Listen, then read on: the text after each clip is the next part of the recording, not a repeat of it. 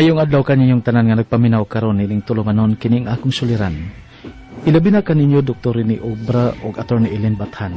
Ingon man sa mga artista nga may maghatag kinabuhi, niling akong suliran.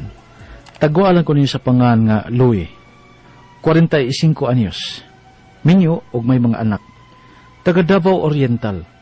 Punto legal kining akong suliran. Kabahin kini sa usa ka ektaryang yuta nga kabilin sa among mga ginikanan nga gustong angkunon sa usa lang namo kaigsuon nga siya man mitanan. Aron niyo masabtan, sugdon ko sa dihang buhi pa si nanay kay una mang namatay si tatay. Ingon ini ang mga panghitabo.